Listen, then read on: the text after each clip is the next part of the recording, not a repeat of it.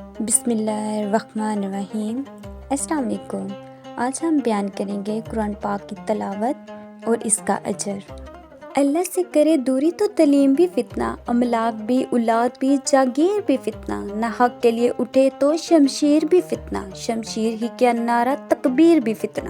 دنیا اور آخرت کی سب سے افضل کتاب قرآن مجید ہے، اور قرآن مجید اللہ تعالیٰ کے آخری نبی حضرت محمد صلی اللہ علیہ وآلہ وسلم پر نازل کی گئی، اور تا قیامت آنے والے مسلمانوں کے لیے ہدایت کا ذریعہ ہے، روشنی دکھاتا ہے۔ ہر مشکل اور ہر مسائل کا حل قرآن مجید میں موجود ہے۔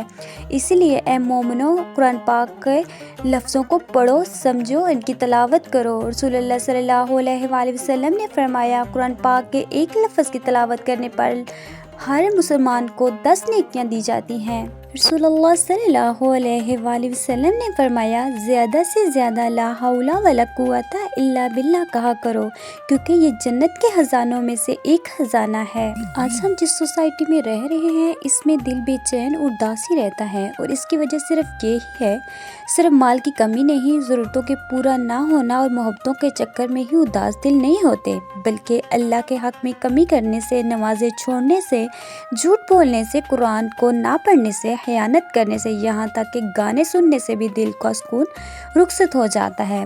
ایک بے نامی سی بے چینی رہتی ہے، اس بے چینی کی جڑ اللہ تعالیٰ سے دوری ہی ہے۔ اس لیے اے مومنو، قرآن پاک کو پڑھو، سمجھو اور اس کی تلاوت کرو، یہی سکون قلب ہے۔ لکھنا نہیں آتا تو میری جان پڑھا کر، ہو جائے گی تیری مشکل آسان پڑھا کر۔ پڑھنے کے لیے اگر تجھ کو کچھ نہ ملے تو چہرے پہ لکھے درد کے عنوان پڑھا کر۔ رائب تیرے روح کو تسکین ملے گی تو غربت کے لمحات میں قرآن پڑھا کر۔ جب بندہ قرآن پاک پڑھتا ہے تو فرشتے اس کی دونوں آنکھوں کے درمیان بوسہ دیتے ہیں۔ اے مومنو سنو، یہ حقیقت قرآن کی جنت میں لے کے جائے گی تلاوت قرآن کی۔ دلوں کو بھی زنگ لگ جاتا ہے، جس طرح لوہے کو پانی پہنچنے سے زنگ لگ جاتا ہے۔ اس کی صفائی کس چیز سے ہوگی؟ فرمایا، موت کی زیادہ یاد اور تلاوت قرآن پاک سے۔ اللہ تعالیٰ نے فرمایا کہ تم میں سے بہتر وہ ہے جو قرآن کو سیکھے اور دوسروں کو سکھائے، اور جس نے کسی کو قرآن پاک پڑھنا سکھا دیا تو جب تک وہ پڑھتا رہے گا اسے بھی ثواب ملتا رہے گا۔ پڑھنے کے آداب: قرآن پاک کو باوضو ہو کر پڑھنا چاہیے۔ قرآن پاک اونچی جگہ بیٹھ کے پڑھنا چاہیے۔